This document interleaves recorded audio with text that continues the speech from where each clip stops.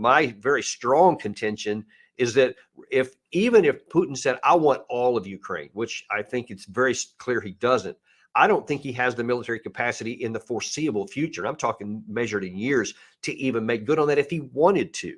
Are we willing to just perpetually get into another never-ending Korean War style, just tens of or hundreds of billions every year or two? What's our answer if it turns into a stalemate? At what point do we say, we're just not going to keep giving you all our tanks and planes and howitzers, and we don't have enough ammunition anymore to give you at the rates that you're using them? Yeah, nobody is thinking about it, Danny. I mean, I think we've got at least another year to 18 months of fighting. I think the United States is going to spend, probably, I hope not another 100 billion, but I do think a lot more money will be spent. A lot more military hardware and kit will be sent. I think a lot more Ukrainians will be coming to the United States and the UK and Europe for training. But I would ask people to think about this point for a minute, just to broaden our conversation out for a second.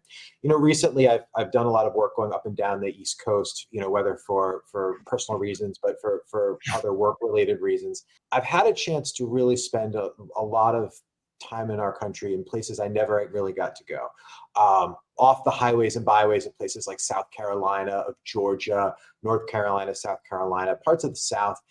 And I can tell you, I remember going to some of these places when I was a kid back in the 1990s, and they were boomtown.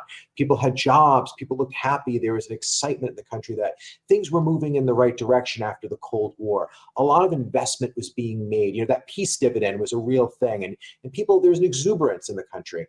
I went back to some of these places recently, maybe not the exact same places, but pretty close.